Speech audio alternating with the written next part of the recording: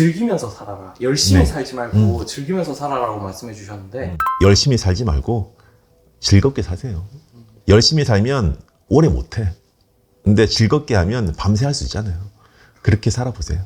책 안에서도 함부로 열심히 살지 어, 말라고 맞아. 하셨잖아요. 그 열심히라는 효율이 좋지가 않아. 우리는 열심히 살면 나의 노력이 결과로 이어질까라는 착각에 빠져 있어. 나의 노력이 결과로 잘 이어지지가 않아. 왜냐하면 노력한다는 것은 애쓴다는 거고, 애쓴다는 것은 사실은 내 마음이 원치 않는 거야. 근데 세상은 일체 유심절해가지고 마음이 세상을 만드는 거거든요. 그러면 마음이 원치 않으면 그 원치 않은 세상이 짠 하고 펼쳐져. 그래서 노력이 결과로 이어지지 않는 거예요. 우리가 책을 열심히 읽으면 1시간 못 읽어. 근데 게임은 즐겁잖아. 그럼 밤새도록 하는 거야. 즐거우면 이미 열심히 한 거야. 즐겁게 살면 돼. 즐겁게 하면 나도 모르게 몇 시간 하고 있는 거예요. 열심이라는 것은 내일을 위해서 오늘을 희생하는 게 열심이에요. 그렇게 열심히 하다 보면 어느 순간 내 인생이 없어져. 왜? 오늘 위해 살아본 적이 한 번도 없기 때문이에요. 열심히 사는 사람들은 죽음을 두려워해. 왜? 항상 열심히는 미래를 향하기 때문에 오늘을 살아본 기억이 없기 때문에 추억이 없어. 근데 오늘 하루를 열심히 대신 충실히 살면 지금의 하루가 계속 길어져. 그러면 삶이 길어지는 거예요. 우리의 추억이 많아지기 때문에. 소가 들판에서 풀을 뜯는 걸 보면 열심히 안 뜯어. 우리는 열심히 조급하게 살지만 소는 풀을 뜯을 때 충실히 뜯어. 어떻게? 느긋하고 여유 있게 뜯어. 그렇게 살면 오늘을 살 수가 있어. 현존하는 거지.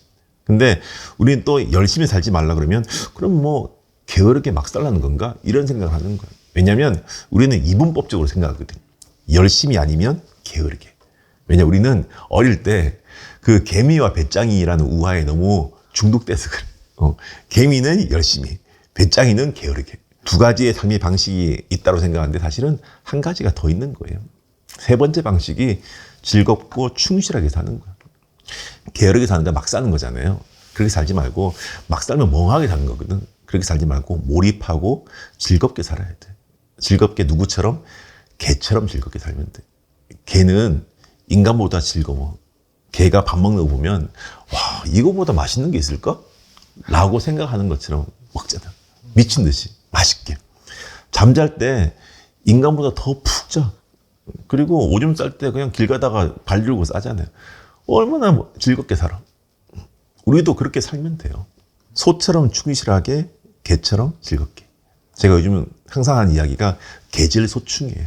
개처럼 즐겁게, 소처럼 충실하게. 열심히 조급하게 살지 말고, 그렇다고 게으르게 막 살지 말고, 즐겁게 살다 보면 이미 열심히 사는 삶보다 더 많은 걸 이룰 수가 있어요. 우리 미끄럼틀 있잖아요, 이렇게. 그게 브라키스토크론이라는 건데 그게 뭐냐면 A라는 점과 B라는 점이 있는데 여기서까지 가는 가장 빠른 길은 우리는 직선 거리를 생각하잖아요. 근데 그 직선의 길이 아니라 이렇게 미끄럼 타듯이 즐기듯이 내려가는 길이 있어요. 그게 물리학에서 말하는 브라키스토크론이라는 건데 그게 부의 최단 곡선이에요. 이 직선으로 열심히 뛰어가는 사람보다 미끄럼 타듯이 즐기면서 가는 사람들이 더 빨리 도달해 있어. 그렇게 살면 돼요. 왜냐? 열심히의 효율이 그렇게 좋지 않기 때문에요. 열심히 사는 사람보다 즐겁게 사는 사람들이 이미 그곳에 먼저 도착해 있어.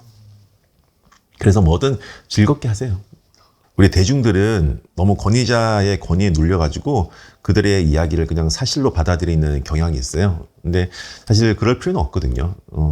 자신도 한번 다른 사람들 이야기를 다시 한번 생각해보고 그것들이 과연 그럴까에 대한 의문을 가진 게 참 중요한 것 같아요. 그래서 누군가 이런 이야기를 했을 때 스스로 질문한 힘, 질문이 당다시라 해서 당연한 것을 다시 보는 시선인데 그 시선을 가지고 제 이야기를 들었으면 좋겠어요.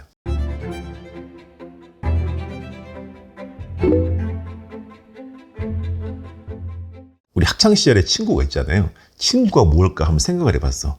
어릴 때 학창시절의 친구는 동질성의 가치가 있는 거예요. 우리 중학교, 고등학교 때는 지역적 동질성이 있어. 비슷한 지역에 있는 애들끼리 모아서 같은 학교를 다니니까 너네 친구다 이래버렸잖아. 그러다가 대학을 가면 성적의 동질성이 있어. 수능 성적 잘 받은 애들 서울대 가고 아닌 애들은 지방대 가고 뭐 이렇잖아요. 그러다가 직장을 가면 직군의 어떤 동질성이 있어. 내가 직업적으로 내가 뭐 전기회사를 다니거나 아니면 뭐 이렇게 방송국에 있거나 하는 그런 직군에 따라서 친구가 달라지잖아요. 그러다가 한 40대 넘어가면 경제적 동질성이 친구의 가장 큰 기준이 돼. 되게 잔인한 건데 비슷한 경제 상황 있는 사람들끼리 친구가 되는 경우가 굉장히 많아요. 그러다가 이제 60대가 넘어가면 건강의 기준이 친구의 기준이 되는데 옛날에는 친구라 그러면 친할 친자에 옛구자를 써서 친한 옛것이 친구였는데 요즘 제가 생각하기에 친구는 뭐냐면 옛구자가 아니라 입구자. 비슷한 말을 하는 사람들. 비슷한 말을 하고 비슷한 생각을 하고 비슷한 행위를 하는 사람들이 친구가 되는 것 같아요. 생각이 비슷하다는 것은 마음이 생각을 일으키기 때문에 비슷한 무의식을 가진 사람들이 친구가 되는 것 같아요. 그게 어떤 성공에 대한 열정일 수도 있고 관계에 대한 열정 그리고 어떤 여러 가지 마음이 가지고 있는 그런 힘인데 그런 비슷한 마음을 가진 사람들이 친구가 되는 것 같아요. 생각을 공유하고 말을 공유하고 행동을 공유하는 과정에서 우리의 무의식이 거의 비슷해지거든요. 사람이라는 게 서로 이렇게 사람 인자가 이렇게 기대어 있잖아요. 이 생각을 공유하는 거거든요. 그래서 비슷한 생각을 하고 비슷한 말을 하는 사람들이 친구가 되는 것 같아요.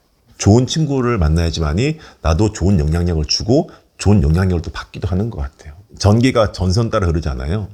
우리의 운은 사람 따라 오는 것 같아요. 그래서 좋은 사람을 만나야지 인생의 좋은 운을 얻는 것 같아요.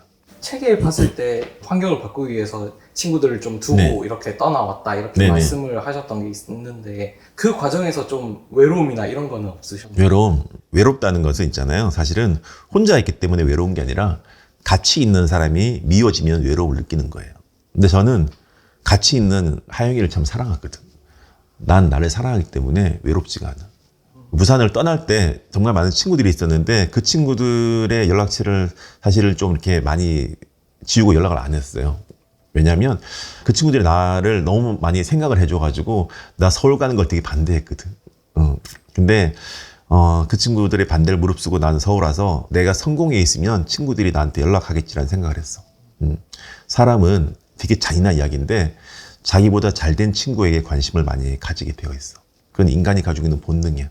그래서 여러분들이 잘 되어 있으면 여러분들의 친구들은 여러분들에게 연락을 할 거예요.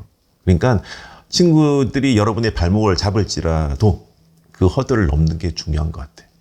친구가 허들이 된다는 것은 여러분들은 성장한다는 거거든. 친구는 같은 끼리끼리 동질성을 원하기 때문에 여러분들이 성장하는 걸 별로 원치 않아. 되게 잔인한 이야기인데 진짜예요. 왜냐하면 친구는 잘 되어 있고 나는 그대로 정체되어 있으면 우리는 친구가 안 되기 때문에 친구가 자신의 발목을 잡는 최고의 허들이 될 수가 있어. 그때는 그 허들을 넘는 게 굉장히 중요해요. 여러분이 잘 된 상태에서 친구를 무시하지 않고 그 친구들 연락하면 우리는 또다시 친구가 될 수 있어. 그래서 제가 뭐 부산을 떠날 때 그때 연락을 끊었던 친구 지금은 다시 연락하고 잘 지내고 있어요. 여러분들이 착각하는 게 뭐냐면 부자는 돈을 사랑하는 사람이다라고 생각하잖아요. 아니에요. 부자는 돈을 사랑하는 사람이 아니라 돈이 사랑하는 사람이 부자야. 돈이 나를 사랑하면 돈은 나에게 들어오게 돼 있거든. 이런 말 있잖아요. 실패는 성공의 어머니다라는 말이 있잖아요. 너무 식상한 말이기도 한데 가난은 성공의 예언자예요. 더 나아가서 가난은 부의 예언자인데 우리가 예언이라는 거는 로또 예언하기 쉬운데 어떻게 하냐면 로또를 예언하려면 일주일 먼저 태어나면 돼. 그러면 쉽잖아. 그런 것처럼 예언이라는 것은 먼저 오면 돼. 나의 인생에서도 가난이 예언자처럼 먼저 와서 미래의 부를 준비를 하고 있었던 거야. 그걸 그때 알고 있었던 거예요.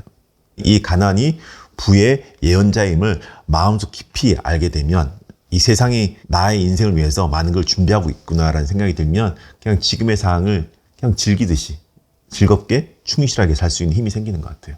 부라는 거는 사전적 의미가 넉넉한 생활이 부라는 거예요. 부자는 뭐냐? 넉넉한 생활을 하는 사람이 부자예요. 근데 넉넉함이라는 것은 정신적 가치지 물질적 가치가 아니에요. 물질적으로 돈이 많은 사람들은 제가 돈자라고 했잖아요. 부자는 정신적으로, 마음적으로 넉넉함을 가진 사람이야. 근데 그 넉넉함을 한자로 풍요라 그래. 그래서 마음이 풍요로운 사람이 부자인 거예요. 계속 누차 말하지만은 돈이 많은 사람은 돈자야. 부자는 마음이 풍요로운 사람. 마음의 풍요가 부의 순환을 일으키는 거예요. 부는 순환하는 거거든요. 부는 나를 중심으로 순환하면서 확장되는 게 부라는 거예요. 마치 회오리처럼 이렇게 순환하는 건데 우리 회오리, 태풍도 그 가운데 뭐가 있어요? 태풍의 눈이 있잖아요. 그 눈에 해당되는 게 우리 내면의 풍요라는 거예요. 우리 내면의 풍요가 있으면 이 회오리는 점점 더 커지고 확장하고 순환하는 거야. 그 순환의 매개체가 뭐다? 바람에 해당되는 게 바로 돈이라는 거예요. 이걸 알고 있으면 굉장히 돈 버는 게 쉬워요.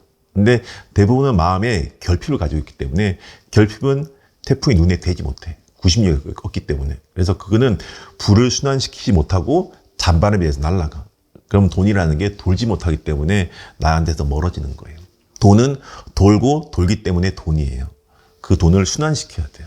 순환시켜야지만이 부가 확장이 되는 거예요. 근데 대부분의 어떤 일반적인 사람들은 돈을 순환시킬 수 있는 힘이 떨어져. 왜? 내 내면에 풍요가 없기 때문에, 결핍이 있기 때문에 돈을 쓰는 게 두렵기 때문이에요. 돈을 쓰는 거에 있어서 아깝고 두려운 거는 그런 거예요. 내면이 결핍으로 가득 차 있기 때문에 부를 순환시키지 못해요. 돈은 내한테 들어올 때는 세상이 나한테 주는 선물이에요. 그리고 내가 돈을 쓸 때는 내가 세상에 주는 선물이야. 내가 그 선물을 줬을 때 돈은 그 돈을 필요로 하는 사람한테 가서 정말 쓸모있게 그 쓰임을 다한 다음에 세상을 널리 이롭게 한 상태에서 다시 나한테 돌아오는 거예요. 그게 홍익인간이잖아요. 돈도 똑같은 거예요. 내가 세상에게 그 돈을 선물해주면 돈은 자신의 쓰임을 다하고 나한테 돌아오는 거예요. 그런 의미를 담고 돈을 바라봐 보세요. 그러면 내가 돈을 사랑하게 돼. 그러면 내가 돈을 사랑하면 돈도 나를 사랑하게 돼. 저도 어릴 때는 돈이 없다 하더라도 부자들의 그런 기부하는 모습, 헌금 내는 모습을 보면서 참 크게 부럽고 동기부여를 받았거든요. 그래서 돈을 소중히 생각하고 돈을 사랑하고 그리고 부자를 부러워하고 부자를 통해서 동기부여를 받으려고 해야지 돈을 부정하고 부자를 시기 질투하면서 나는 돈이 많았으면 좋겠다, 나는 부자가 돼야지 하면 절대 그렇게 될 수가 없어요.